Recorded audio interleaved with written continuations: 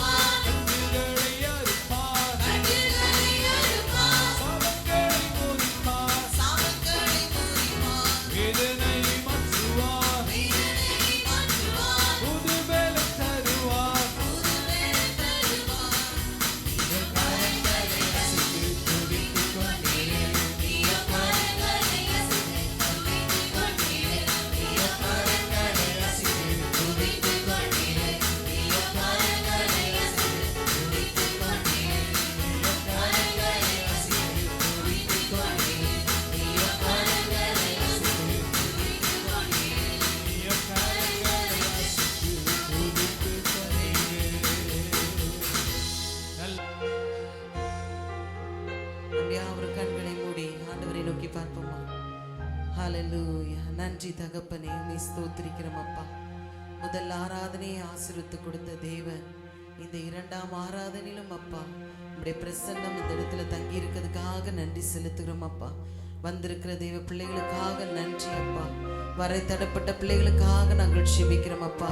ஆண்டவரே, சூழ்நிலைகள் எப்படி என்பது எங்களுக்கு தெரியாது, ஆனாலும் அவருடைய சூழ்நிலையை அறிந்தப்பா நீர் அவர்களோடு கூட இருக்கும்படியா நாங்கள் செபிக்கிறோம் அப்பா.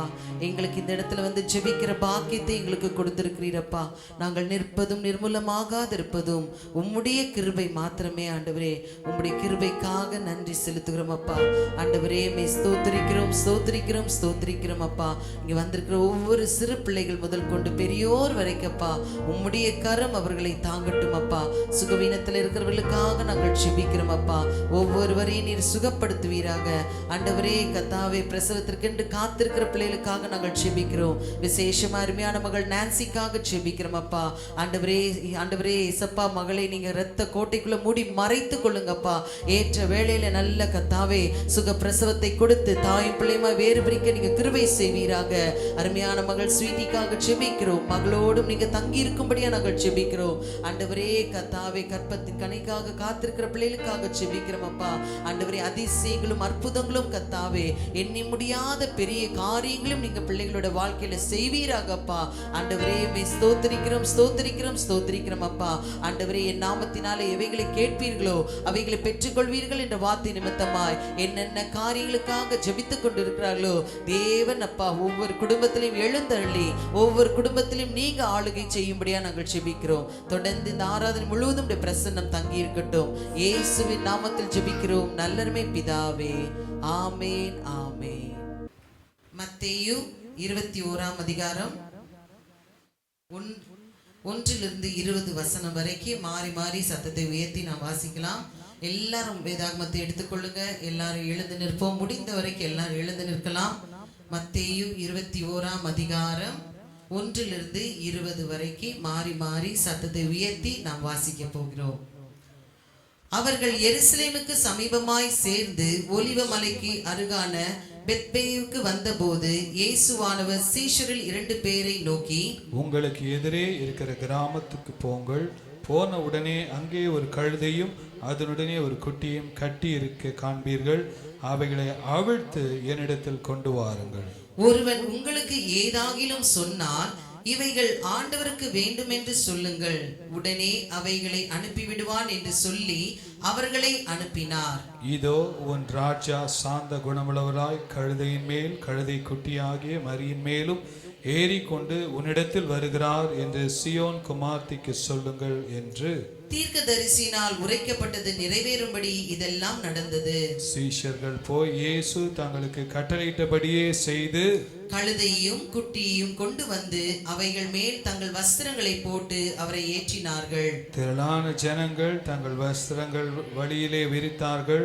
வேறு சிலர் மரக்கிளைகளை தரித்து வழியிலே பரப்பினார்கள். முன் நடப்பாரும் பின் நடப்பாரும் ஆகிய திரளான ஜனங்கள் தாவீதின் குமாரனுக்கு ஓசன்னா, கர்த்தரின் நாமத்தினாலே வருகிறவர் ஸ்தோத்திரிக்கப்பட்டவர், உன்னதத்திலே ஓசன்னா என்று சொல்லி ஆர்ப்பரித்தார்கள்.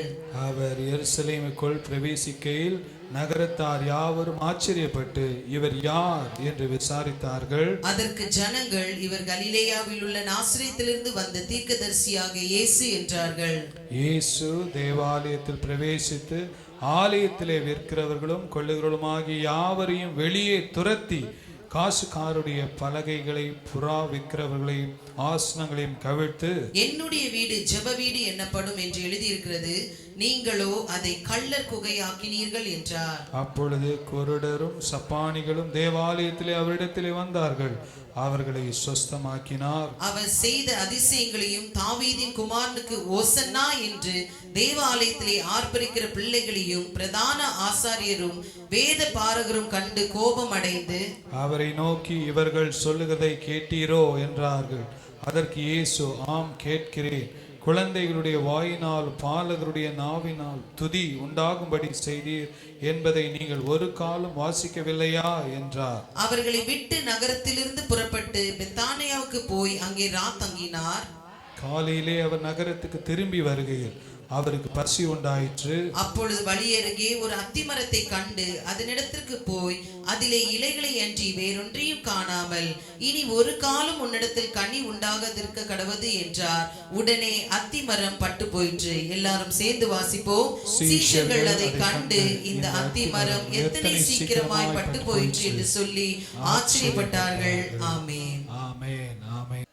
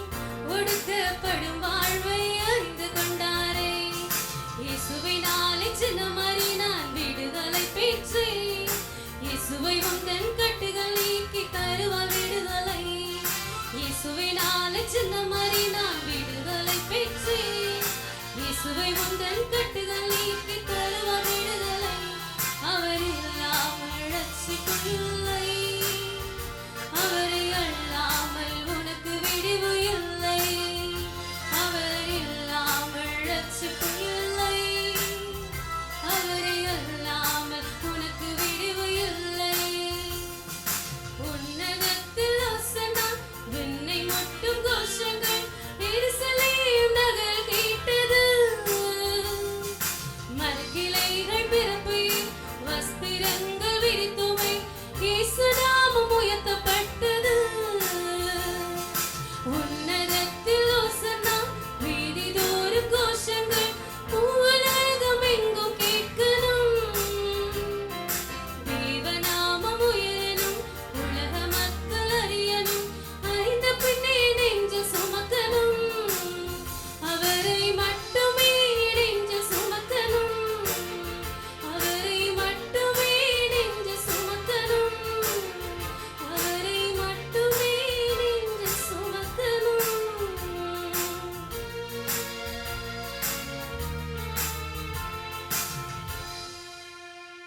நல்ல நேரத்திற்காக நாங்கள் உமக்கு நன்றி செலுத்துகிறோம்ப்பா.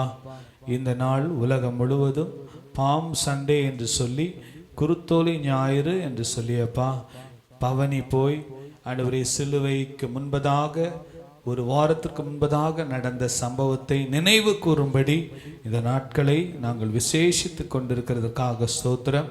வந்த ஒவ்வொருவரையும் ஆசீர்வதியும். கர்த்தருடைய கிருபை, கர்த்தருடைய பாதுகாப்பு இருக்கும்படியாக ஜெபிக்கிறோம் இயேசுவின் நாமத்தில் பிதாவே, ஆமென். ஹல்லேலூயா. நல்ல கரங்களை வைத்து சொல்லுங்க, ஹல்லேலூயா. கர்த்தர் நல்லவர். இந்த நாளில் கூட ஆண்டவருடைய கிருபை ஒவ்வொரு மேலும் இருப்பதாக. கர்த்தருடைய வசனம் நம் கால்களுக்கு தீபம், பாதைக்கு வெளிச்சமாக இருக்கிறது. கர்த்தருடைய வசனத்தை நாம் வாசிப்பது, நேசிப்பது, தியானிப்பது மிகுந்த ஒரு ஆசீர்வாதம். ஸோ இந்த நாளில் கூட வந்த ஒவ்வொருவரையும் ஆண்டவர் ஆசீர்வதிப்பார். கொஞ்சம் நல்ல ஃபோக்கஸ்டாக இருங்க. ஆலயத்துக்கு வர்றதை மேக்சிமம் யூட்டிலைஸ் பண்ணிக்கோங்க. வருகிறவங்க என்ன பண்ணணும், நேரத்தை என்ன பண்ணிக்கணும், பிரயோஜனப்படுத்திக்கணும். இந்த ஆலயத்தில் வந்து அட்டெண்டன்ஸ் போட்டுட்டு போகிறதுனால அது ஃபஸ்ட்டு ஸ்டெப்பு தான், அது முதல் படி தான். ஆனால் வசனத்தை எவ்வளவாய் உள்வாங்கி அதை தியானித்து அதன்படி நடக்கிறவர்கள் தான் பாக்கியவான்கள். ஹல்லேலூயா. கர்த்தருடைய வசனத்தை இரவும் பகலும் தியானமாக இருக்கிற மனுஷன் பாக்கியவான். உன் வாழ்க்கையில் என்ன குறை இருக்குது, என்ன குறை இருக்கிறது என்பதை ஆண்டவர் உணர்த்துவார். நம்முடைய வாழ்க்கையில் இருக்கிற குறைவுகளை நிறைவாக்கி மகிமையான ஆசீர்வாதத்தை கர்த்தர் நம்முடைய வாழ்க்கையில் கட்டளை இடுவார். ஸோ அந்த நாட்களில் இந்த சர்ச்சுக்கு வந்துட்டேன், நான் ஞாயிற்றுக்கிழமை அட்டென்ட் பண்ணிட்டேன், ஓகே, வெரி குட், அது ஃபஸ்ட்டு ஸ்டெப்பு. ஸ்கூலுக்கு போய் அட்டென்ட் பண்ணால் பத்தாது, என்ன பண்ணணும், படிக்கணும், மார்க் எடுக்கணும், ரிசல்ட் வரணும். அதுதான் ரொம்ப முக்கியம், ரிசல்ட் தான் ரொம்ப முக்கியம். ஸோ இந்த நாளில் இந்த ஆலயத்திற்கு வருகிறோம், இந்த நாட்களில் ஆண்டவரை தேடி வருகிறோம், நல்லது, ரொம்ப சந்தோஷம், காலையிலேயே வருகிறோம். ஆனால் இந்த நேரங்களை நாம் பிரயோஜனப்படுத்தி கொள்ளணும். நல்ல வாயை திறந்து கர்த்தரை ஆராதிக்கணும். ஒரு சிலர்லாம் கட்டின கையை எடுக்க மாட்டேங்கிறாங்க, வாயை மூடினதை திறக்க மாட்டேங்கிறாங்க. What is the purpose of coming to the church? ஆலயத்திற்கு வருவதின் நோக்கம் என்ன? கர்த்தரை ஆராதிப்பதற்காக. ஹல்லேலூயா. ஆண்டவர் ஆராதிக்கிறது அவ்வளோ ஒரு பெரிய ஒரு ஆசீர்வாதம். கர்த்தர் நமக்கு அந்த பாக்கியத்தை கொடுத்திருக்கிறார். படைப்புகள் எல்லாம் இருக்கிறது, சூரியன் சந்திரன் எல்லாம் இருக்குது. ஆனால் மனிதனுக்கு தான் அந்த ஆராதிக்கிற கிருபையை கர்த்தர் கொடுத்திருக்கிறார். ஹல்லேலூயா. கர்த்தர் நல்லவர். கர்த்தருடைய நாமம் மகிமைப்படுவதாக. இந்த நாளில் நாம் வாசித்த மத்தேயு 21ஆம் அதிகாரம். ஆண்டவராகிய இயேசு அநேக வேளையிலே எருசலேமை விட்டு கடந்து போய்விட்டார். அவருக்கு தெரியும், எனக்கு இன்னும் வேலை வரவில்லை, இன்னும் வேலை வரவில்லை, என்னுடைய ஊழியம் நிறைவேறவில்லை என்று சொல்லி ஆண்டவருக்கு தெரியும். ஆனால் 3.5 வருடம் ஊழியத்தை முடித்த பின்பு ஆண்டவருக்கு நல்லா தெரியும், இப்போ நான் சிலுவையில் போய் என்ன பண்ணணும், மரிக்க வேண்டும். அவர் வானத்தையும் பூமியும் படைச்சவர், அவருக்கு எல்லாமே தெரியும். அவருடைய பிதாவின் சித்தத்தை செய்யும்படியாக தான் அவர் இந்த உலகத்திற்கு வந்தார். ஸோ அதனால 3.5 வருடம் அவர் ஊழியங்களை செய்தார். அந்த யூதேயாவில் சுற்றி உள்ள கிராமங்கள்லாம் போய் அநேக காரியங்களை செய்து தேவனுடைய ராஜ்யம் என்றால் என்ன என்பதை வெளிப்படுத்தி கொண்டிருந்தார். அதை முடித்துவிட்டு அவருடைய அந்த ஊழியமெல்லாம் நிறைவேறின பின்பு அவர் எருசலேமுக்கு வருகிறதை நாம் பார்க்கிறோம். ஸோ அந்த நாளில் 4 காரியங்கள், இந்த வசனத்திலிருந்து 4 வார்த்தைகளை மாத்திரம்தான் பார்க்க போகிறோம். எத்தனை வார்த்தை? 4 வார்த்தை. பாருங்க, எதையுமே நம்ம ஒரு பாரம்பரியமாக செய்தால் அதில் பிரயோஜனம் இல்லை. குருத்தோலை ஞாயிறு, அதனால் குருத்தோலையை பற்றி நாங்கள் படிக்கிறோம், ஒரு கதை கேட்குற மாதிரி கதை கேட்டுட்டு போகிறதுனால பிரயோஜனம் இல்லை. அந்த வார்த்தையிலிருந்து ஆண்டவர் எனக்கு என்ன வைத்திருக்கிறார், என்னோடு என்ன பேசுகிறார் என்று சொல்லி அந்த வசனங்களை நாம் தியானித்து ஆண்டவர் எனக்கு கிருபை தாங்கன்னு சொல்லி கேட்கும்போது கர்த்தர் நிச்சயமாக கிருபை தருவார். ஸோ இன்னைக்கு நான் சொல்ல போகிற 4 வார்த்தை வேகமாக சொல்லி முடிக்க போகிறேன். 1, ஓசன்னா. என்னது? சத்தமாக சொல்லுங்க, ஓசன்னா. 2வது கழுதை. 2வது என்னது? தூங்குறவங்கெல்லாம் அல்லேலூயா. பரவாயில்ல, தெளிவாக தான் இருக்கிறீங்க. ஒரு சிலர்லாம் அப்படியே கண்ணெல்லாம் அப்படி கொஞ்சம் இழுக்கிற மாதிரி தெரியுது.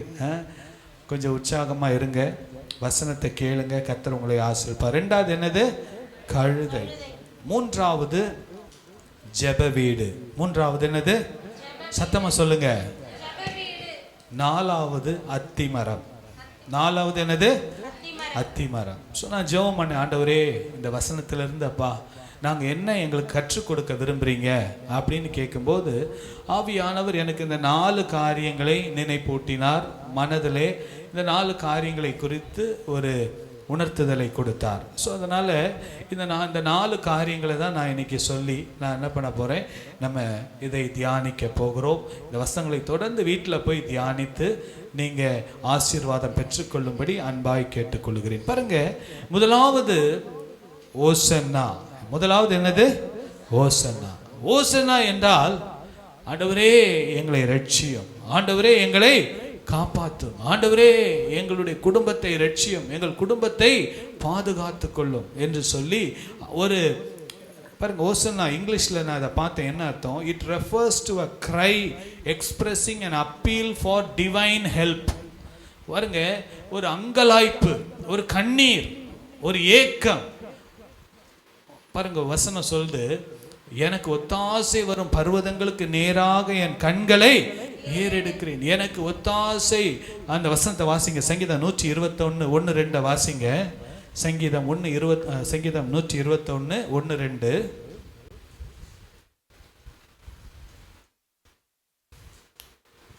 எனக்கு ஒத்தாசை வரும் பர்வதங்களுக்கு நேராக என் கண்களை ஏறெடுக்கிறேன். வானத்தையும் பூமியையும் உண்டாக்கின கர்த்தரிடத்திலிருந்து, வானத்தையும் பூமியையும் படைத்த கர்த்தரிடத்திலிருந்து எனக்கு ஒத்தாசை வரும், எனக்கு ஒத்தாசை வரும், எனக்கு உதவி வரும். ஹல்லேலூயா. ஓசன்னா என்றால் ஆண்டவரே எங்களுக்கு உதவி தேவைப்படுகிறது, ஆண்டவரே எங்களுடைய நிலைமை மாற வேண்டும், எங்கள் வாழ்க்கையிலே ஒரு விடுதலை வேண்டும் என்பதுதான் என்ன அர்த்தம்? ஓசன்னா. இந்த ஓசன்னான்ற வார்த்தை எல்லாருக்கும் தேவை. ஹல்லேலூயா. எல்லாருக்கும் வேணும், எல்லாருக்கும் விடுதலை வேணும். எனக்கு விடுதலை வேணும், உங்களுக்கு விடுதலை வேணும், நம்முடைய குடும்பங்களில் விடுதலை வேணும், நம்முடைய பிள்ளைகளுக்கு விடுதலை வேணும். அதனால ஓசன்னா என்கிற வார்த்தையில ஒரு அதிக வல்லமை இருக்கு. ஆமென். எல்லாரும் சொல்லாமா? ஓசன்னா. சத்தமா சொல்லுங்களேன், ஓசன்னா.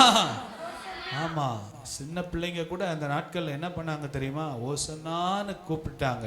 ஆண்டவராக இயேசு அந்த எருசலேமுக்குள்ள வரும்போது எல்லாரும் ஓசன்னா, உன்னதத்தில் தேவனுக்கு மகிமை என்று சொல்லி அவரை கூப்பிட்டார்கள். ஆனால் நல்லா தெரிஞ்சுக்கோங்க, அவங்க கூப்பிட்ட நோக்கம் என்னன்னா, வெறும் உலக பிரகாரமான விடுதலைக்காக மாத்திரம்தான் கூப்பிட்டாங்க. என்னது? ரோம சாம்ராஜ்யத்திலிருந்து எங்களை இவர் விடுதலை கொடுப்பாரு, இவர் எங்களை ரட்சிப்பாரு அப்படின்னு சொல்லி கூப்பிட்டாங்க. பாருங்க, இதற்கு வசனம் சொல்லுது. சங்கீதம் 118:25 வாசிங்க. ஸ்கிரீன்ல இருக்கு பாருங்க, ஸ்கிரீன்ல இருக்கு. கர்த்தாவே, கர்த்தாவே ரட்சியும், ரட்சியும். கர்த்தாவே, கர்த்தாவே காரியத்தை வாய்க்க பண்ணும், காரியத்தை வாய்க்க பண்ணும். ஹல்லேலூயா. ஓசன்னா என்ன அர்த்தம்? கர்த்தாவே.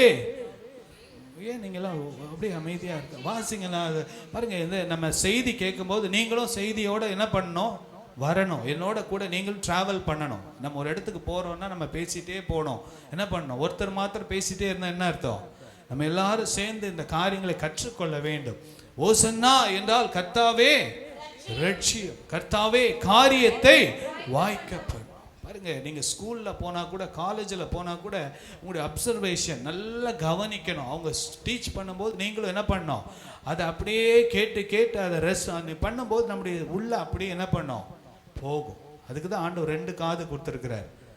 2 சைட்லேருந்து கேட்கணும். ஒன்றில் கேட்டு இன்னொரு காதில் விடுறதில்ல.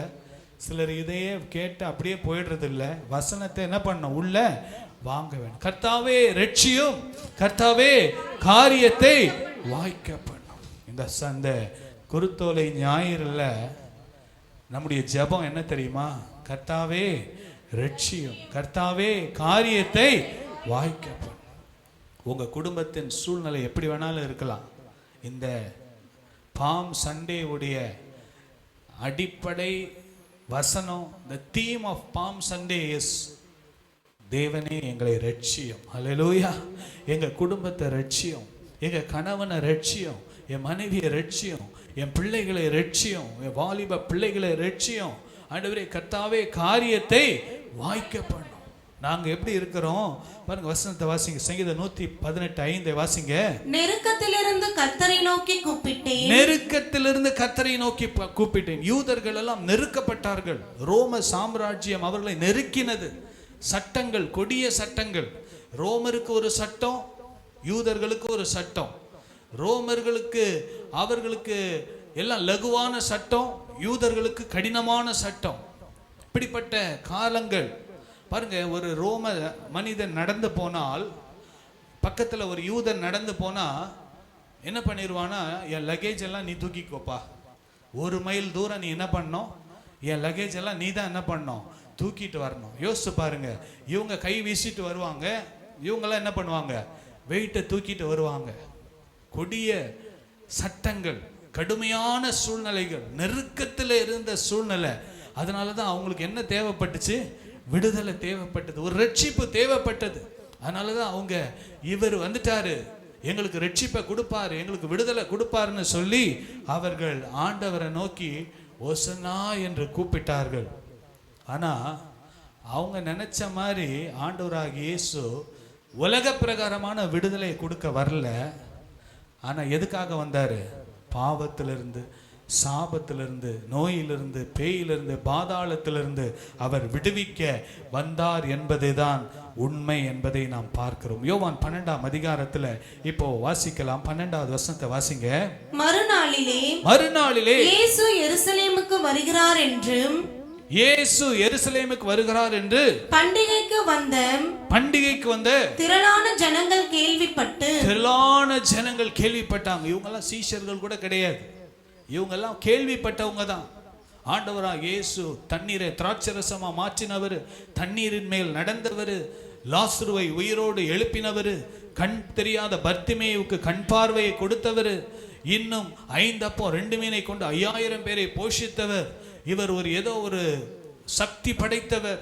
மோசே எப்படி எகிப்துக்கிலிருந்து ஜனங்களை விடுதலை கொடுத்தாரோ அதே போல இப்பொழுது எகிப்தின் சாம்ராஜ்யத்திலிருந்து விடுதலை கொடுத்த மோசேவை போல இன்னொரு மோசே உருவாகி விட்டார்.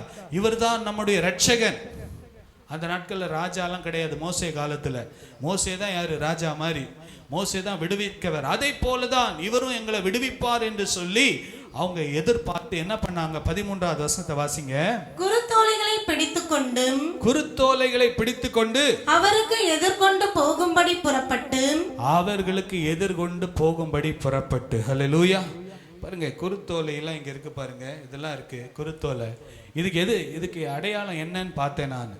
வேதாகமத்துல பைபிள்ல இதோடைய அர்த்தம் என்னன்னு சொல்லி பார்க்கும்போது, குருத்தோலை எதுக்கு அடையாளம்னா வெற்றி கொடிக்கு அடையாளம். என்ன அடையாளம், சத்தமா சொல்லுங்க. வெற்றி கொடிக்கு அடையாளம், பிளாக். நம்ம குருத்தோலையில சிலுவை செய்திடுறோம். ஆனா இது அடுத்த வாரம் தான் சிலுவை. ஆண்டவராக இயேசு சிலுவைக்கு போவதற்கு முன்பதாக நடந்த சம்பவம். குருத்தோலையில அவர்கள் சிலுவை செய்யவில்லை. ஆனால் குருத்தோலை எதை அடையாளம்னா வெற்றி கொடிக்கு அடையாளம். எங்களுக்கு வெற்றி கிடைக்க போகிறது. பாருங்க, ஒரு பெரிய தலைவர் வராருன்னா என்ன பண்ணுவாங்க, கொடியெல்லாம் அசைச்சு வாழ்க வாழ்க வாழ்கன்னு சொல்லுவாங்க. அதே போலதான் ஆண்டவராக இயேசு வரும்போது குருத்தோலை எதற்கு அடையாளம்னா வெற்றி கொடிக்கு அடையாளமாக அவர்கள் அதை அசைத்து, வாசிங்க 13வது வசனத்தை வாசிங்க. குருத்தோலைகளை பிடித்துக்கொண்டு அவருக்கு எதிர்கொண்டு போகும்படி புறப்பட்டு ஓசன்னா ஓசன்னா கர்த்தருடைய நாமத்தினாலே வருகிற இஸ்ரவேலின் ராஜா. பாருங்க, இவங்க என்னவா இவரை நினைச்சாங்க, இஸ்ரவேலின் ராஜா. இவர் இஸ்ரவேலின் ராஜாவல்ல, உலகத்துக்கே ராஜா. ஹல்லேலூயா. ராஜாதி ராஜாவும் கர்த்தாதி கர்த்தாவுமாய் இருக்கிறவர் என்பதை அவர்கள் நினைக்காமல் அவர்கள் மாம்சீகமாக அவர்கள் நினைத்தார்கள். ஆண்டவராகிய இயேசுவை ராஜாவாக நினைச்சு இந்த யூத சாம்ராஜ்யத்திலிருந்து எங்களுக்கு விடுதலை கொடுப்பார் என்று ஸ்தோத்திரம் பண்ணினார்கள். வாசிங்க. இஸ்ரவேலின் ராஜா ஸ்தோத்தரிக்கப்பட்டவர் என்று ஆர்ப்பரித்தார்கள். ஹல்லேலூயா. இதே மக்கள் தான் கரெக்டா 1 வாரம் கழிச்சு இவரை சிலுவையிலே அறையும், பரபாசை விடுதலை பண்ணுங்க. பரபாஸ் ஒரு பயங்கரமான தேச துரோகி, பயங்கரமான கொலைகாரன். அவரை பண்ணுங்க, விடுதலை பண்ணுங்க, இவரை சிலுவையில அறைங்கன்னு சொன்னாங்க. ஹல்லேலூயா. நம்ம அப்படி இருக்க கூடாது. ஹல்லேலூயா. நமக்கு என்ன தெரியுமா, இந்த இரட்சகர் எதுக்காக வந்தாரு வாசிங்க. பாவத்திலிருந்து, சாபத்திலிருந்து, நோயிலிருந்து, பேயிலிருந்து, பாதாளத்திலிருந்து விடுதலை கொடுக்கும்படியாக தான் ஆண்டவராக இயேசு வந்தார் என்கிற ஒரு வெளிப்பாடை கர்த்தர் நமக்கு கொடுத்திருக்கிறார். ஹல்லேலூயா, ஹல்லேலூயா. அதனால நம்ம இவரை மீண்டும் மீண்டும் நம்ம பாவம் செய்து சிலுவையில் அறையக்கூடாது. இவரை நம்ம இரட்சகராக ஏற்றுக்கொள்ள வேண்டும். ஹல்லேலூயா. ஆண்டவராக இயேசு இந்த உலகத்துக்கு வந்தாரே, எதுக்கு வந்தார்? எருசலேமுக்கு போய் சிலுவையில மரிக்கிறதுக்கு எதற்காக போனார்? அவங்க நினைச்சாங்க ரோம சாம்ராஜ்யத்திலிருந்து விடுதலை கிடைக்கும்னு. ஆனா பாருங்க, இந்த உலகத்துல கொடிய அரசாங்கங்கள்லாம் இருக்கு. இதெல்லாம் ஆண்டவருடைய அனுமதியில தான் இருக்கு. இப்ப இருக்கிற அரசாங்கமா இருக்கட்டும், பெரிய பெரிய அரசாங்கங்கள்லாம் இருக்கு. இதெல்லாம் ஆண்டவருடைய அனுமதியில தான் இருக்கு. இதுல இருந்து நம்மை விடுவிக்கிறது ஒரு பெரிய விஷயம் அல்ல. ஆனா பாவத்திலிருந்து ஒரு மனிதன் விடுதலை பெற வேண்டும், சாபத்திலிருந்து ஒரு மனிதன் விடுதலை பெற வேண்டும், நோயிலிருந்தும் பேயிலிருந்தும் பாதாளத்திலிருந்து விடுதலை கொடுத்து நித்திய ஜீவனை கொடுக்கும்படியாக தான் ஆண்டவராக இயேசு இந்த உலகத்திலே அவர் வந்தார் என்கிறது தான் இந்த ஓசன்னா என்கிற வார்த்தைக்கு அர்த்தம். ஹல்லேலூயா. ஓசன்னா அப்படின்னா என்ன அர்த்தம்? பாவத்திலிருந்து எனக்கு ரட்சிப்பு கொடுங்கப்பா, என் குடும்பத்தில் சாபத்திலிருந்து விடுதலை கொடுங்க, நோயிலிருந்து விடுதலை கொடுங்க, பேயிலிருந்து விடுதலை கொடுங்க, பாதாளத்திலிருந்து விடுதலை கொடுங்க. பாருங்க, இன்னைக்கு ஜனங்க எப்படிப்பட்ட கட்டுகளில் இருக்கிறாங்க. 2 நாள் நேற்று தான் ஒரு சகோதரர் வந்தார். அவருடைய குடும்பத்தின் சூழ்நிலையை சொன்னார். வாலிப மகன் இருட்டறையில் உட்கார்ந்துட்டு இருக்கிறான், வெளியே வர மாட்டான், அம்மாவை அடிக்க வரான், என்ன பண்றதுன்னு தெரியல பிரதர், என்ன செய்யறது? பாருங்க, ஜனங்கள் பலவிதமான கட்டில் இருக்கிறாங்க. அதுல இருந்தெல்லாம் விடுதலை கொடுக்கும்படியாக தான் ஆண்டவராக இயேசு இந்த உலகத்துக்கு வந்தார். ஹல்லேலூயா, ஹல்லேலூயா, ஹல்லேலூயா. ஓசன்னா என்றால் என்ன அர்த்தம்? சொல்லுங்கம்மா, ஓசன்னா என்ன அர்த்தம்? என்னை ரட்சிக்கிறவர், என்னை ரட்சிக்கிறவர், எனக்கு விடுதலை கொடுக்கிறவர், பாவத்திலிருந்து சாபத்திலிருந்து நோயிலிருந்து பேயிலிருந்து பாதாளத்திலிருந்து. இதை நீங்க சொல்றீங்களான்னு தெரியல, வீட்டில் சொல்றீங்களா? இதெல்லாம் அறிக்கை பண்ணணும், விசுவாச அறிக்கை. நம்ம எதுக்காக ரட்சிக்கப்பட்டோம், எதுக்காக? பாவத்திலிருந்து சாபத்திலிருந்து. இதை சொல்ல சொல்ல சொல்ல நமக்குள்ள பாவம் செய்கிற அந்த அந்த அதன் மேல உண்டான தாக்கத்திலிருந்து கர்த்தர் நமக்கு என்ன பண்ணுவாரு? விடுதலை கொடுப்பார். வாலிப பிள்ளைகள், நீங்க சொல்லணும் ஒவ்வொரு நாளும் ஓசன்னா. காலையில் எழுந்துச்சு ஜெபம் பண்ண, ஓசன்னான்னு சொன்னா என்ன அர்த்தம்? ஆண்டவரே, என்னை பாவம் செய்யாம இன்னைக்கு பாதுகாக்கிறதுக்காக உமக்கு சோத்திரம், சாபத்திலிருந்து என்னை விடுவிக்கிறதுக்காக உமக்கு சோத்திரம், நோயிலிருந்து கொடிய கொடிய நோய்களிலிருந்து என்னை பாதுகாக்கிறதுக்காக உமக்கு சோத்திரம், பிசாசு பேயினிலிருந்து எங்களை விடுவிக்கிறதுக்காக சோத்திரம், பாதாளம் மரண கட்டுகளிலிருந்து எங்களை விடுவிக்கிறதுக்காக உமக்கு சோத்திரம் என்று சொல்லி கர்த்தரை மகிமைப்படுத்தணும். அதுதான் உண்மையான குருத்தோலை ஞாயிறு. ஹல்லேலூயா. ஒரு உண்மையான குருத்தோலை ஞாயிறை கொண்டாடுகிறவர்கள் பாவத்திலிருந்து சாபத்திலிருந்து நோயிலிருந்து பேயிலிருந்து பாதாளத்திலிருந்து விடுவிக்கப்பட்டவர்கள் தான் உண்மையான குருத்தோலை ஞாயிறை கொண்டாடுகிறவர்கள். ஹல்லேலூயா. கர்த்தர் நமக்கு அந்த விடுதலை கொடுப்பாராக. ஓசன்னா என்றால் நிர்பந்தமான மனிதன் நான், என்னை யார் விடுவிக்க கூடும்? நான் என்னுடைய நிலைமை எவ்வளோ பயங்கரமான சூழ்நிலையில் இருக்கிறேன், ஆண்டவரே நீங்க தான் என்னை விடுவிக்கணும்னு சொல்லும்போது குமாரன் விடுதலை ஆக்கினால் மெய்யாகவே விடுதலை ஆவீர்கள். இந்த நாட்களில் வாலிப பிள்ளைங்க உங்கள் வாழ்க்கையை ஒப்பு கொடுங்க, ஓசன்னான்னு ஆண்டவரை நோக்கி கூப்பிடுங்க. கர்த்தர் உங்களை விடுவிப்பார், உங்களுடைய சூழ்நிலையை கர்த்தர் மாற்றுவார். எப்பேற்பட்ட கட்டுகளிலிருந்தும் கர்த்தர் நம்மை விடுவிப்பார். ஹல்லேலூயா. பாருங்க, அடுத்தபடியாக இன்னொரு வார்த்தை என்னது? கழுதை. என்ன வார்த்தை? கழுதை. ஆமென். சிலர் திட்டுவாங்க, போடி கழுதை அப்படின்வாங்க. இல்லை, என்ன சொல்லுவாங்க? கழுதைன்னு சொல்லி திட்டுவாங்க. ஆனா ஆண்டவராக இயேசு கழுதையிலே இருந்து நமக்கு ஒரு சில காரியங்களை கற்றுக் கொடுக்கிற. மத்தேயு 21ஆம் அதிகாரம் 1வது வசனத்திலிருந்து வேகமாக நம்ம வாசிப்போமா? ஹல்லேலூயா. அவர்கள் எருசலேமுக்கு சமீபமாய் சேர்ந்து ஒலிவமலைக்கு அருகான பெத்பகேவுக்கு வந்தபோது இயேசுவானவர் சீஷரில் 2 பேரை நோக்கி உங்களுக்கு எதிரே இருக்கிற கிராமத்துக்கு போங்கள். போன உடனே அங்கே ஒரு கழுதையையும் அதனோடு ஒரு குட்டியையும் கட்டியிருக்க காண்பீர்கள். அவைகளை அவிழ்த்து என்னிடத்தில் கொண்டு வாருங்கள். ஹல்லேலூயா. ரெண்டாவது கழுதையிலேருந்து 3 காரியம் நம்ம கற்றுக்க போறோம். ஒன்று, விடுதலையாக்கப்பட்ட கழுதை. ஹல்லேலூயா. கட்டப்பட்ட கழுதையை பற்றி நம்ம பேச வரல, விடுதலையாக்கப்பட்ட கழுதை. ஹல்லேலூயா. பாருங்க, கழுதையும் கழுதை குட்டியும் இருக்கு, ரெண்டுமே கட்டி வச்சிருக்கிறாங்க. ஆண்டவர் சொல்றாரு, அந்த கட்டெல்லாம் அவிழ்த்து என்னிடத்தில் கொண்டு வாருங்கள். ஹல்லேலூயா. அந்த கட்டை அவிழ்க்கிற அதிகாரத்தை ஆண்டவர் அவங்களுக்கு கொடுத்தாரு பாருங்க. அந்த கட்டை அவிழ்க்கிற அதிகாரத்தை கொடுத்து, நீ போய் என்ன பண்ணு, கட்டை அவிழ். மத்தேயு 18:18 வாசிக்கலாமா? மத்தேயு 18:18 வாசிங்கள். வாசிப்போமா? வாசிங்க. பூலோகத்திலே நீங்கள் எவைகளை கட்டுவீர்களோ, பூலோகத்திலே நீங்கள் எவைகளை கட்டுவீர்களோ அவைகள் பரலோகத்திலும் கட்டப்பட்டிருக்கும். பரலோகத்திலே கட்டப்பட்டிருக்கும். பாருங்க, பூலோகத்திலே எவைகளை நீங்கள் கட்டுவீர்களோ. சோ கட்டுகிற அதிகாரத்தை ஆண்டவர் நமக்கு கொடுத்திருக்கிறார். புரியுதா? கட்டுகிற அதிகாரத்தை கொடுத்திருக்கிறார். கட்டை அவிழ்க்கிற அதிகாரத்தையும் ஆண்டவர் கொடுக்கிறார். பாருங்க, ஆண்டவரே இந்த கட்டை அவிழுங்கப்பா, ஆண்டவரே இந்த கட்டை அவிழுங்கப்பான்னு ஜெபிக்கிறதை விட, இயேசுவின் நாமத்தினாலே இந்த கட்டை நான் அவிழ்க்கிறேன் சொல்லுங்க. இயேசுவின் நாமத்தினால இந்த கட்டை அவிழ்க்கிறேன். ஆண்டவராக இயேசு எனக்கு கொடுத்த அதிகாரத்தினால இந்த கட்டை நான் என்ன பண்ணுகிறேன், அவிழ்க்கிறேன் என்று சொல்லி, உங்க குடும்பத்துல எப்பேற்பட்ட கட்டா இருந்தாலும் ஆண்டவராக இயேசுவின் நாமத்தினால அந்த அதிகாரத்தை பயன்படுத்தி கட்டுகளை அவிழ்க்க வேண்டும் என்று சொல்லி ஆண்டவர் விரும்புகிறார். ஹல்லேலூயா. புரியுதா நான் சொல்றது? கண்ணுக்கு தெரியாத கட்டுகள், மறைந்திருக்கிற கட்டுகள். இந்த கட்டு தெரிந்த கட்டு. இந்த கழுதையை கட்டி வச்சிருக்காங்க, கயிறு வச்சு கட்டியிருக்காங்க, இதை அவிழ்க்க சொன்னார். ஆனா இன்னைக்கு அநேக குடும்பங்கள்ல கண்ணுக்கு தெரியாத கட்டு அநேகருடைய வாழ்க்கையில் இருக்கிறது. வாய் கட்டப்பட்டு இருக்கு, ஆண்டவரை துதிக்க முடியல. கண்கள் கட்டப்பட்டிருக்கிறது, சரியான காரியங்களை பார்க்க முடியல. ஆனா அந்த கட்டுகள் எல்லாம் கர்த்தர் அவிழ்க்க போதுமானவராய் இருக்கிறார். ஹல்லேலூயா. இந்த நாள் கட்டு அவிழ்க்கிற நாள். ஹல்லேலூயா. சொல்லுங்க, இந்த நாள் கட்டு அவிழ்க்கிற நாள். முதலாவது பார்த்தோம் விடுதலையின் நாள், இரண்டாவது கட்டு அவிழ்க்கப்படுகிற நாள். ஹல்லேலூயா.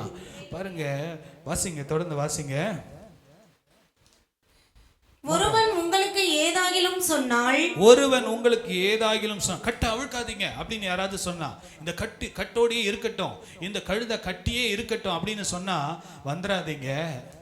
இது என்ன சொல்லுங்க, நீங்க என்ன சொல்லுங்க? வாசிங்க. இவைகள் ஆண்டவருக்கு வேண்டும் என்று சொல்லுங்கள். இவைகள் ஆண்டவருக்கு வேண்டும் என்று சொல்லுங்கள். ஹல்லேலூயா. கட்டப்பட்ட மனிதர்கள்லாம் கட்டோட வாழுவது தேவ சித்தம் அல்ல, அவர்கள் ஆண்டவருக்கு தேவை. ஹல்லேலூயா. ஹல்லேலூயா. கொஞ்சம் கையை உயர்த்தி சொல்லுங்களேன். கை ஹல்லேலூயா என்றால் நல்ல கையை உயர்த்தி சொல்லுங்க. ஹல்லேலூயா. ஒரு பாருங்க, எக்ஸசைஸ்லாம் பண்ணோம்னா 10 டைம்ஸ் பண்ணுங்க, 20 டைம்ஸ் பண்ணுங்க, 30 டைம்ஸ் பண்ணுங்க. அப்போதான் பாடி எப்படி இருக்கும், நல்ல ஃப்ளெக்சிபிளா இருக்கும்னு சொல்றாங்க. நம்ம ஒரு நாளைக்கு இங்க ஞாயிற்றுக்கிழமை வந்து ஒரு 40 முறை என்ன பண்ணோம், கையை உயர்த்தி அல்லேலூயா சொல்லணும். ஒரு முறை இந்த கையில சொல்லணும், இன்னொரு முறை லெஃப்ட் ஹேண்ட்ல சொல்லணும், இன்னொரு முறை அல்லேலூயா சொன்னா 2 கரங்களை உயர்த்தி சொல்லணும். கர்த்தரை மகிமைப்படுத்தணும். ஆண்டவர் கரங்களை உயர்த்தி கர்த்தரை ஆராதிக்கணும். அது தேவன் விரும்புகிறார். பாருங்க, வாசிங்க. இவைகள் ஆண்டவருக்கு வேண்டும் என்று சொல்லுங்கள். இவைகள் ஆண்டவருக்கு வேண்டும் என்று சொல்லுங்கள். உடனே அவைகளை அனுப்பிவிடுவான் என்று சொல்லி அவர்களை அனுப்பினான். ஹல்லேலூயா. கட்டோடு இருக்கிற மக்களை பார்த்து சொல்லுங்க, நீ ஆண்டவருக்கு தேவை. ஹல்லேலூயா. நீ ஆண்டவருக்கு தேவை. நீ கட்டோட வாழ்வது உம்முடைய சித்தம் அல்ல. உன் கட்டை இயேசுவின் நாமத்தினால் நான் அவிழ்க்கிறேன் என்று சொல்லி அந்த அதிகாரத்தை நாம் பயன்படுத்த வேண்டும். ஹல்லேலூயா. சில நேரத்தில் நாம் ஜெபிக்கிறோம், ஜெப குறிப்பை சொல்றோம். சில நேரத்தை அதிகாரத்தை பயன்படுத்தி, கர்த்தர் கொடுத்த அதிகாரத்தை பயன்படுத்தி அந்த கட்டுகளை அவிழ்க்க மத்தேயு 18:18 சொல்லப்பட்ட அந்த அதிகாரத்தை பயன்படுத்த தேவன் நமக்கு கிருபை தருவாராக. ஹல்லேலூயா. எல்லாம் கரங்களை உயர்த்தி சொல்லுங்க, இயேசுவின் நாமத்தினால என்னுடைய குடும்பத்தில் மறைந்திருக்கிற கட்டுகளை இயேசுவின் நாமத்தினாலே அவிழ்க்கிறோம். ஏனென்றால் எல்லாரும் ஏசப்பாக்கு தேவை. ஹல்லேலூயா. தேவனுடைய ராஜ்யத்துக்கு தேவை. ஆமென். ஹல்லேலூயா. வாசிப்போம். 4வது வசனத்தை வாசிங்க. இதோ உன் ராஜா சாந்த குணம் உள்ளவர்களாய் கழுதையின் மேலும் கழுதை குட்டியாகிய கழுதை குட்டியின் மரியின் மேலும் ஏறிக்கொண்டு உன்னிடத்தில் வருகிறார் என்று சீயோன் குமாரத்திக்கு சொல்லுங்கள் என்று தீர்க்கதரிசியினால் உரைக்கப்பட்டது நிறைவேறும்படி இதெல்லாம் நடந்தது ஹல்லேலூயா ஹல்லேலூயா. தீர்க்க தரிசனங்கள் நிறைவேறும் காலம் இது. ஹல்லேலூயா. நம்முடைய குடும்பங்கள்ல தீர்க்க தரிசனங்கள் நிறைவேறுகிற காலம். பாம் சண்டே என்ன சண்டே தெரியுமா? தீர்க்க தரிசனங்கள் நிறைவேறுகிற நாட்கள், வாக்கு தத்தங்கள் நிறைவேறுகிற நாட்கள். ஆமென். பாருங்க, கழுதை என்றால் அவர் சாந்த குணமுள்ளவர்களாய் தாழ்மை. பாருங்க, 3 காரியம் கழுதையில. 1 விடுவிக்கப்பட்ட விடுதலை, 2வது தாழ்மை, 3வது சமாதானம். பாருங்க, ஒரு ராஜா ஏன் கழுதை, அதுனா என்ன அர்த்தம்னு சொல்லி நேற்று கொஞ்சம் ஆராய்ச்சி பண்ணி பார்த்தேன். அப்போ சொல்லப்பட்டிருக்கு, ஒரு ராஜா குதிரையின் மேல போனார்னா அவர் யுத்தத்துக்கு போறாரா. ஒரு ராஜா கழுதையின் மேல போனார்னா சமாதானத்துக்கு போகிறாரா. ஹல்லேலூயா. என்ன அர்த்தம்? குதிரையில போனா என்ன அர்த்தம்? யுத்தத்துக்கு போகிறார். தன்னுடைய பெருமை, தன்னுடைய ஆணவம், நான் என்னுடைய ராஜ்யத்தை நான் காப்பாற்ற வருகிறேன். ஆனா ஒரு ராஜா கழுதையில போனார்னா என்ன அர்த்தமா? சமாதானம். உலகம் கொடுக்கவும் எடுக்கவும் முடியாத தேவ சமாதானத்தினாலே இந்த பாம் சண்டேல கர்த்தர் நம்முடைய இருதயத்தையும் நம்முடைய குடும்பங்களையும் கர்த்தர் நிரப்புவாராக. ஹல்லேலூயா. பாம் சண்டேல குருத்தோல பிடிச்சிட்டு வந்தோம், பாட்டு பாடணும், எல்லாம் நல்லதுதான். இந்த நாள்ல கர்த்தர் நம்முடைய குடும்பத்துக்கு சமாதானத்தை தேவன் கொடுப்பாராக. ஹல்லேலூயா. What is a practical implication of the Palm Sunday? வாழ்க்கை நடைமுறையிலே இந்த குருத்தோலை ஞாயிறு எனக்கு எப்படி சம்பந்தப்படுகிறது? எப்படி சம்பந்தப்படுகிறதுனா, தேவன் நமக்கு சமாதானத்தை கொடுக்க விரும்புகிறார். ஹல்லேலூயா ஹல்லேலூயா. கழுதையின் மேல் ஏறி போகிற ஒரு ராஜா எதை குறிக்கிறது என்றால் தாழ்மையை குறிக்கிறது. ஹியூமிலிட்டி, தாழ்மையை குறிக்கிறது. 2வது அவர் சமாதானத்திற்காக வந்தார் என்பதை நாம் பார்க்கிறோம். ஹல்லேலூயா ஹல்லேலூயா. முதலாவது ஓசன்னா என்றால் ரட்சிக்கிறவர். பாவத்திலிருந்து, சாபத்திலிருந்து, நோயிலிருந்து, பேயிலிருந்து, பாதாளத்திலிருந்து விடுதலை கொடுக்கும்படியாக, ரட்சிக்கும்படியாக ஆண்டவராக இயேசு வந்தார். ஹல்லேலூயா. பாருங்க, போன கொஞ்ச நாளைக்கு முன்னால் ஃபாதர் பெர்க்மன்ஸ் வரும்போது இங்கே இந்த ஜயன் காம்ப்ளெக்ஸில் அவர் சொன்னதை தான் நான் அப்படியே பிடிச்சிக்கிட்டேன். ஆமென். அவர் சொன்னார், ஏசப்பா எதுக்கு வந்தார் தெரியுமா? நம்மளை ரட்சிக்க வந்தார். எதுக்கு வந்தார்? எல்லாரையும் சொல்ல வச்சார். பாவத்திலிருந்து, சாபத்திலிருந்து, நோயிலிருந்து, பேயிலிருந்து, பாதாளத்திலிருந்து விடுதலை கொடுக்கும்படியாக தான்ப்பா இயேசு வந்தார். ஹல்லேலூயா. இதை தான் நான் இப்போ எங்கே போனாலும் சொல்லி கொடுக்குறேன். நேற்றை கூட ஒரு கிராமத்துக்கு போயிருந்தேன். பாலார் ரிவர் பக்கத்தில், காஞ்சிபுரம் பக்கத்தில் ஒரு கிராமத்தில். அங்கே கூட அதான் சொன்னேன், ஏசப்பா எதுக்கு வந்தார்? நம்மை விடுவிக்கும்படியாக வந்தார். ஹல்லேலூயா. பாருங்க, 2வதாக நம்ம பார்க்கிறோம் இந்த இடத்துல கழுதை எதுக்கு இந்த இடத்துல எதுக்கு பார்க்கிறோம்? 3 காரியம். 1 விடுதலையாக்கப்பட்ட கழுதை, இன்னொன்று தாழ்மை, 3வது சமாதானம். ஹல்லேலூயா. இந்த நாள்ல சமாதானத்தை தேவன் கொடுப்பாராக.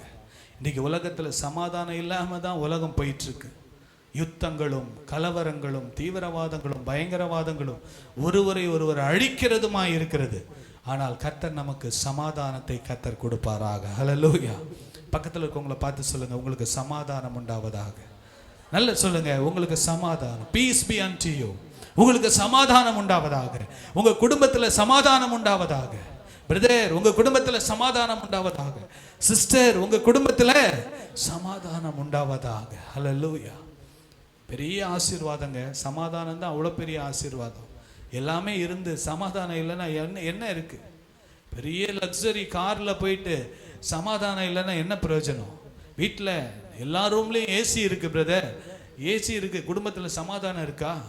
வீட்டில் 80 இன்ச்சு டிவி இருக்கு பிரதர், வீட்டில் சமாதானம் இருக்கா? ரொம்ப முக்கியம். ஹல்லேலூயா.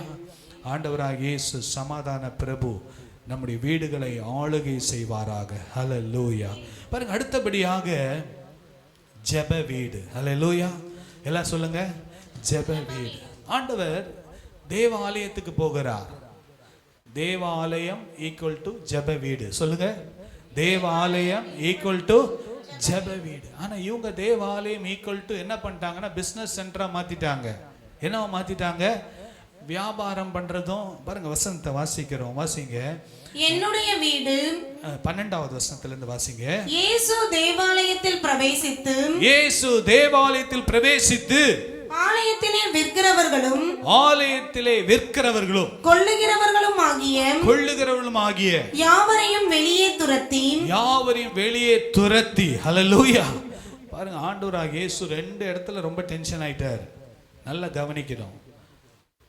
ஆண்டவர் டென்ஷன் ஆனார், நானும் டென்ஷன் ஆவேன்னு சொல்லக்கூடாது. ஏன்னா ஆண்டவர் வானத்தையும் பூமியும் படைச்சவர். அவர் 100க்கு 100 பெர்ஃபெக்டானவர். அவர் செய்வது எல்லாத்திலையும் ஒரு காரணம் இருக்கும். பாருங்க, இந்த இடத்துல தேவனுடைய ஆலயம். எதுக்கு தேவனுடைய ஆலயம்? ஆண்டவரை ஆராதிக்கிறதுக்கு, ஆண்டவரை துதிக்கிறதுக்கு, ஆண்டவரை மகிமைப்படுத்துகிறதுக்கு. இங்க இவங்க என்ன பண்றாங்க? வாசிங்க. தேவனுடைய ஆலயத்திலே விற்கிறவர்களும் கொள்ளுகிறவர்களும் ஆகிய யாவரையும் வெளியே துரத்தி காசுக்காரருடைய பலகைகளையும் புறா விற்கிறவர்களின் ஆசனங்களை கவிழ்த்து என்னுடைய வீடு ஜெப வீடு என்னப்படும். ஹல்லேலூயா. என்னுடைய வீடு ஜெப வீடு. எல்லாம் சொல்லுங்க, என்னுடைய வீடு ஜெப வீடு. ஹல்லேலூயா. இந்த இடம் ஜெபம் பண்ணுகிற ஒரு இடம். ஹல்லேலூயா. அன்பான சகோதர சகோதரிகளே, வாலிப பிள்ளைகளே, இந்த இடத்துக்கு நீங்க வரும்போது, நீங்க தேவனுடைய ஆலயத்துக்கு வரீங்க, ஒரே ஒரு நோக்கம்தான். நான் ஆண்டவரை ஆராதிக்கணும், ஆண்டுடைய பிரசன்னத்தை உணரணும், தேவனுடைய மகிமையை நான் பார்க்கணும், இந்த இடத்துல நான் ஜெபம் பண்ணணும். பாருங்க, அடுத்த வாரம் வரும்போது 5 நாள்ல ஒரு நாள் குட் ஃப்ரைடே போயிடும். 4 நாள் ஒரு பேப்பர்ல, சின்ன துண்டு பேப்பர்ல 3 ஜெப குறிப்பை எழுதிட்டு வாங்க. என்ன பண்ணுங்க? உங்க குடும்பத்துக்காக 3 ஜெப குறிப்பை எழுதிட்டு வாங்க. இங்க வந்து காலையில வந்து, ஆண்டவரே இந்த ஜெப குறிப்பை உம்முடையத்துல வருது. ஜெப வீட்டுல என்ன பண்ணுவாங்க? ஜெபம் பண்ணுவாங்க. ஜெபம் எப்படி பண்ணுவாங்க? குறிப்புகளை வைத்து தான் என்ன பண்ணுவாங்க? ஜெபம் பண்ணுவாங்க. சும்மா ஏதோ ஒன்று புலம்பிட்டு ஏதோ ஒன்று வாயில வரதை சொல்லிட்டு போறதில்ல. Specific prayer request. இந்த வருகிற நாட்களில் நம்முடைய சபை ஒரு ஜெப வீடாக கர்த்தர் இந்த நாட்களில் வைத்திருக்கிறார். அதிகாலையில் அநேக காரியங்களுக்காக ஜெபித்து கொண்டிருக்கிறோம். தேசத்துக்காக ஜெபிக்கிறோம், குடும்பங்களுக்காக ஜெபிக்கிறோம். இந்த நாட்களில் பாருங்க, அன்பாக கேட்டுக்கொள்கிறேன், இன்னைக்கு வீட்டுக்கு போங்க, உங்கள் குடும்பத்தில் அதிகமாக பாதிக்கிற 3 காரியங்களை எழுதுங்க. யாருக்கும் காட்டணும்னு அவசியம் இல்லை. எழுதி பேப்பரை மடித்து வச்சுக்கோங்க. ஆண்டவரே, இந்த காரியத்துக்காக நான் ஜெபிக்கிறேன்ப்பா, என் குடும்பத்தில் ஒரு அற்புதத்தை செய்யுங்கன்னு சொல்லி கேட்கும்போது கர்த்தர் அதை பிரியப்படுவார். ஹல்லேலூயா. ஜெபிக்கிற இடத்துல ஆண்டவர் கோபப்பட மாட்டார், ஜெபிக்கிற இடத்துல பதில் கொடுப்பார். ஹல்லேலூயா. பாருங்க, இன்னைக்கு கர்த்தருடைய ஆலயங்கள் பாட்டு பாடுறது, டான்ஸ் ஆடுறது, கூத்தடிக்கிறது என்னென்னோ மாதிரி போயிடுச்சு. மேடையில் சினிமா பாட்டெலாம் பாடுறாங்க இப்போ ஊழியக்காரங்க, அப்படிலாம் போயிடுச்சு, பயங்கர அட்வான்ஸாக போயிடுச்சு. ஆனால் ஆண்டவர் அதெல்லாம் விரும்ப மாட்டார், கோவப்படுவார். ஆண்டவர் இந்த ஆலயத்துக்கு வந்து இந்த ஜபிக்கிறத தவிர வேற எந்த நோக்கத்தோடு வந்தாலும் ஆண்டவர் துக்கப்படுவார், ஆண்டவர் வருத்தப்படுவார். என்னுடைய ஆலயம் என்ன பண்ணணும்? என்னுடைய வீடு ஜெப வீடு எனப்படும் என்று எழுதி இருக்கிறது. ஹல்லேலூயா. My house shall be called the house of prayer. இது ஜெப வீடு. ஹல்லேலூயா. கர்த்தர் நமக்கு ஒரு ஆலயத்தை கொடுத்திருக்கிறார் என்றால், புதிய ஏற்பாட்டில் ஆண்டு சொல்லியிருக்கார், நீங்களே என்னுடைய ஆலயமா இருக்கிறீர்கள்னு சொல்லியிருக்கிறார். அது ஒரு பக்கம். இன்னொரு பக்கம் நம்ம கூடி ஜெபிக்கிற இடமும் தேவனுடைய ஆலயம் என்று இருக்கிறது. ஸோ நம்ம இங்கே இந்த இடத்துல கூடும்போது அதிகமாய் நம்ம செய்ய வேண்டியது என்ன தெரியுமா? ஜெபம். ஹல்லேலூயா. எல்லாம் சொல்லுங்க, ஜெபம். சத்தமா சொல்லுங்க, ஜெபம். என்ன ஜெபிக்கிறது ஆண்டவரேன்னு தெரியலையா? உங்கள் வாழ்க்கையில் ப்ராக்டிக்கலாக இருக்கிற பிரச்சனைகளை ஒரு பேப்பரில் எழுதுங்க. அதுதான் ஜெப குறிப்பு. ஹல்லேலூயா. ஜெப குறிப்புனா என்ன? ஃபாதர் பெர்க்மான்ஸ் கொடுப்பாரா, பாஸ்டர் எல் ஜோசப் கொடுப்பாரா? இல்லை, உங்கள் குடும்பத்தில் இருக்கிற காரியத்தை ஒரு பேப்பரில் எழுதி வச்சு, ஏசப்பா எனக்கு இதில் ஒரு விடுதலை கொடுங்க, எனக்கு ஒரு அற்புதம் செய்யுங்கன்னு கேட்டிங்கன்னா கர்த்தர் நிச்சயமாக அற்புதங்களை செய்வார். ஹல்லேலூயா. பாருங்க, அடுத்த வசனம் 14வது வசனத்தை வாசிங்க. அப்பொழுது குருடரும் சப்பானிகளும் தேவாலயத்திலே அவரிடத்திற்கு வந்தார்கள். அவர்களை சொஸ்தமாக்கினார். ஹல்லேலூயா. தேவனுடைய ஆலயம் ஜெப வீடு, தேவனுடைய ஆலயம் அதிசயங்கள் நடக்கிற இடம். ஹல்லேலூயா. கொஞ்சம் பேர்லாம் அங்கே எங்கேயோ இருக்கிறீங்களா? கவனிக்கிறீங்களா? ஹல்லேலூயா. பாருங்க, இந்த நாட்களில் உங்களை சிந்தையை சிதற விட்டுறாதீங்க. தேவனுடைய ஆலயம் என்பது ஜெப வீடு, அதிசயங்கள் அற்புதங்கள் நடக்கிற இடம். ஹல்லேலூயா. இங்கே வரும்போது விசுவாசத்தோடு வரணும். ஆண்டவரே, நான் ஜெபிக்கிற ஜெபத்துக்கு எனக்கு நீங்கள் பதில் கொடுப்பீங்கப்பா, என் குடும்பத்தில் ஒரு மாற்றம் உண்டாகும், என் வாழ்க்கையில் ஒரு மாற்றம் உண்டாகும் என்று சொல்லி விசுவாசத்தோடு ஜெபிக்கும் போது கர்த்தர் நிச்சயமாக அந்த ஜெபங்களுக்கு பதில் கொடுக்கிறது மாத்திரமல்ல, அற்புதங்களையும் அதிசயங்களையும் கர்த்தர் செய்வார். ஹல்லேலூயா, ஹல்லேலூயா. My house shall be called not only house of prayer, ஜெப வீடு மாத்திரமல்ல, house of miracles. ஹல்லேலூயா. அற்புதங்களின் வீடாக கர்த்தர் நம்முடைய சபையை மாற்றுவாராக. ஹல்லேலூயா. இந்த குருத்தோலை ஞாயிறில் ஆண்டவரே, எங்க சபை ஒரு ஜெப வீடா இருக்கணும்ப்பா, எங்க சபை அற்புதங்களின் வீடா இருக்கணும்ப்பா, ஒவ்வொரு குடும்பத்தில் அற்புதம் நடக்கணும், ஒவ்வொரு குடும்பத்தில் அதிசயம் நடக்கணும்ப்பா. அதுக்காக தான் நாங்கள் ஜெபிச்சுட்டு இருக்கோம். எங்களால் முடியாததை நீங்கள் செய்ய முடியும்ப்பா. What is impossible with man, மனிதனால் கூடாதது உம்மால் கூடுமே என்பதை நாங்கள் விசுவாசிக்கிறோம். ஹல்லேலூயா, ஹல்லேலூயா. மூன்றாவது என்னது? ஜெப வீடு. ஹல்லேலூயா. பாம் சண்டேல 3 காரியங்கள். 1 ஓசன்னா, 2வது கழுதை, 3வது சத்தமா சொல்லுங்க, ஜெப வீடு. நல்லா தெரிஞ்சுக்கணும், நீங்கள் வருகிற இடம் என்னதுன்னா ஜெப வீடு. இங்கே வந்து ஜெபிக்க வாங்க, உங்கள் ஜெபங்கள் கேட்கப்படும், கர்த்தர் அற்புதங்களை செய்வார். ஹல்லேலூயா. கர்த்தர் நல்லவர். 4வதாக அத்திமரம். ஹல்லேலூயா. முடிக்க போகிறோம். 4வது என்னது? அத்திமரம். ஹல்லேலூயா. பாருங்க, அத்திமரம் எதை குறிக்கிறது என்றால் இஸ்ரவேலை குறிக்கிறது. அத்திமரம் எதை குறிக்கிறது? இஸ்ரவேலை குறிக்கிறது. அத்திமரம் துளிர்விடும் காலம் வரும் என்று சொல்லப்பட்டது. அத்திமரம் துளிர்விடும் காலம் என்றால் இஸ்ரவேல் ஜனங்கள் துரத்தப்படுவார்கள், அப்போ ஆண்டவர் அவங்களை கூட்டி சேர்ப்பார். அதுதான் துளிர்க்கிற காலம். அத்திமரம் என்றால் இஸ்ரவேல் ஜனங்கள். பழைய ஏற்பாட்டில் இஸ்ரவேல் ஜனங்கள், புதிய ஏற்பாட்டில் சபையை குறிக்கிறது. ஹல்லேலூயா. பழைய ஏற்பாட்டில் எது? இஸ்ரவேல், தேவனால் தெரிந்து கொள்ளப்பட்ட ஜனம், அது ஒரு சிறிய கூட்டம். ஆனால் புதிய ஏற்பாட்டில் இஸ்ரவேல்னா நீங்களும் நானும் ஆவிக்குரிய இஸ்ரவேலராக இருக்கிறோம். நம்மளும் அத்திமரம் தான். ஆண்டவர் நம்மளை பார்த்து என்ன சொல்றாரு? வாசிக்கலாம். 18வது வசனத்தை வாசிங்க. காலையிலே அவர் நகரத்துக்கு திரும்பி வருகையில் அவருக்கு பசி உண்டாயிற்று. அப்பொழுது வழியருகே ஒரு அத்திமரத்தை கண்டு அதனிடத்திற்கு போய் அதிலே இலைகளை அன்றி வேறொன்றையும் காணாமல் இனி ஒரு காலம் உன்னிடத்தில் கனி உண்டாகாதிருக்க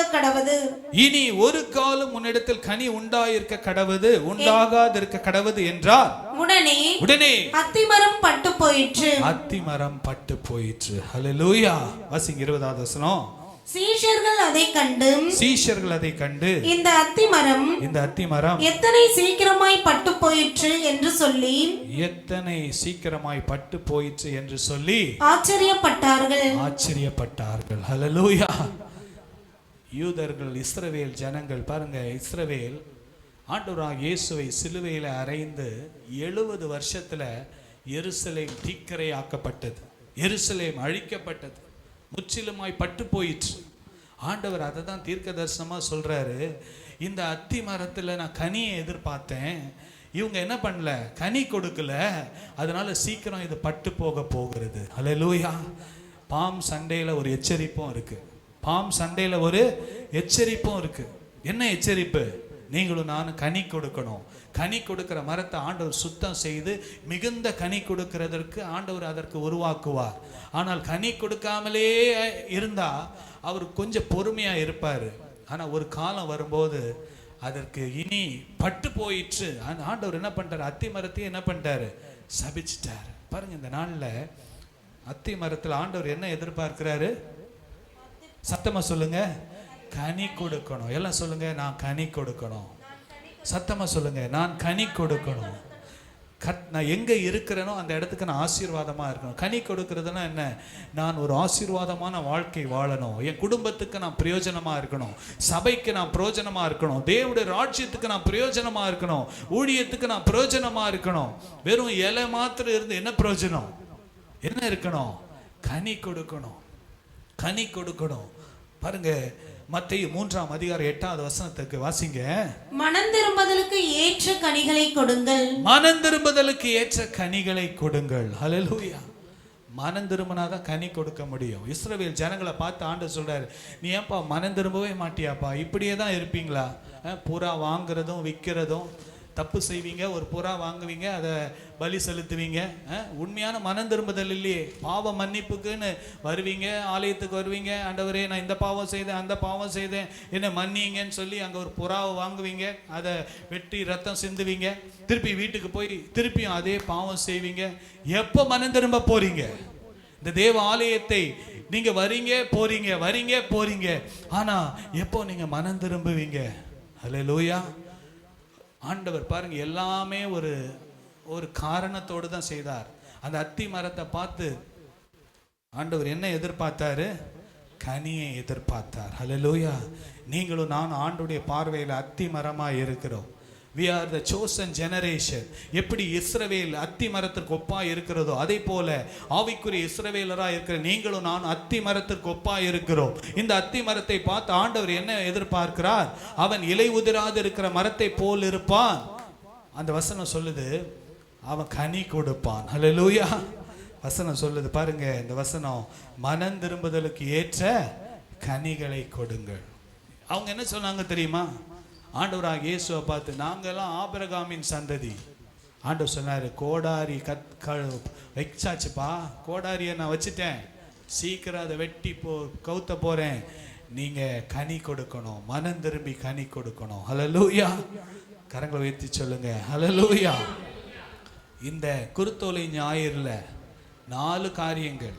ஓசன்னா, 2வது கழுதை, 3வது ஜெப வீடு, 4வது அத்திமரம். அத்திமரம் என்றாலே என்ன தெரியுமா? நாம் மனம் திரும்பி கனி கொடுக்க வேண்டும். ஹல்லேலூயா.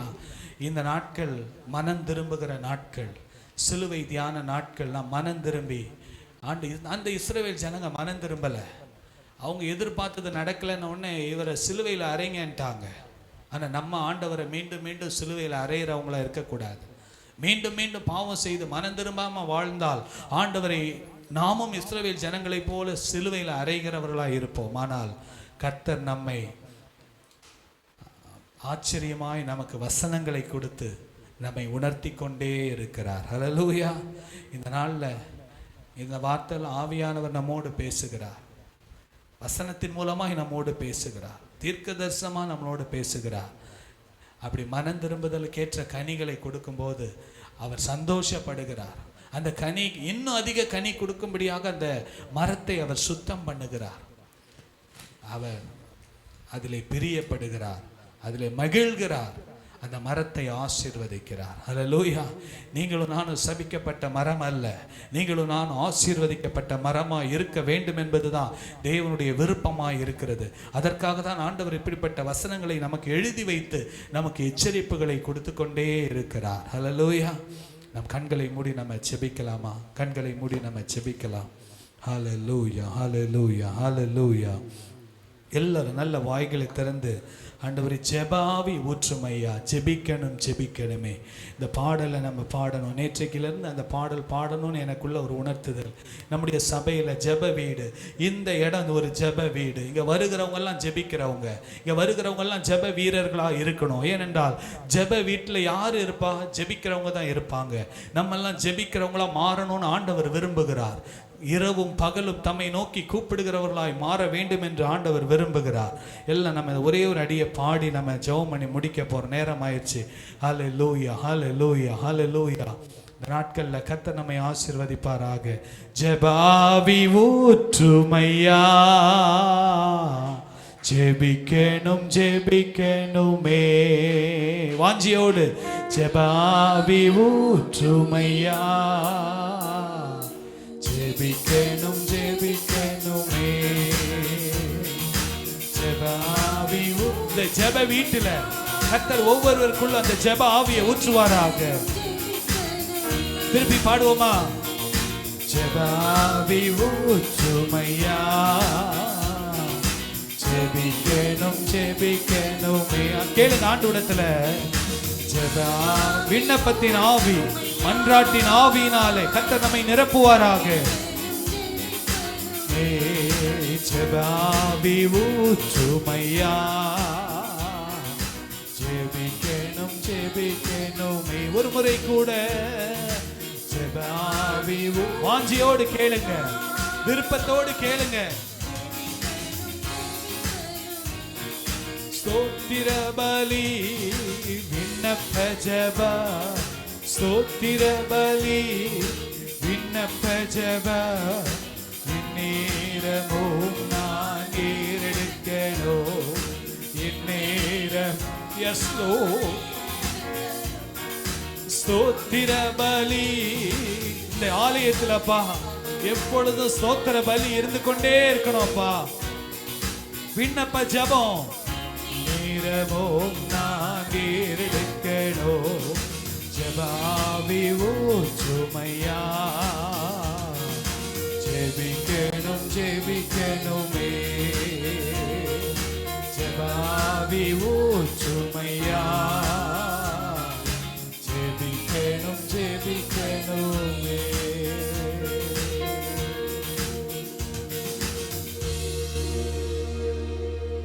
நிறைய பிரேயர் மீட்டிங் நடத்தணும். ஏன் தெரியுமா?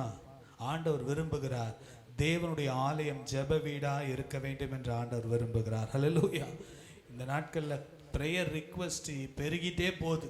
மக்களுடைய தேவைகள் பிரச்சனைகள் பெருகிட்டே போகும்போது ஜெபமும் பெருகிட்டே போகணும். ஹல்லேலூயா. இந்த நாட்களில் இந்த பாம் சண்டேல ஆண்டவர் சொல்றார், நம்முடைய தேவனுடைய ஆலயம், நம்முடைய சரீரமாக ஆலயம் கூட ஜெப வீடாக மாறணும். உங்க வீடு, ஒவ்வொரு வீடும் ஒரு ஜெப வீடா மாறணும். உங்க ஃபேமிலி ஒரு ஜெபிக்கிற ஃபேமிலியா மாறணும்.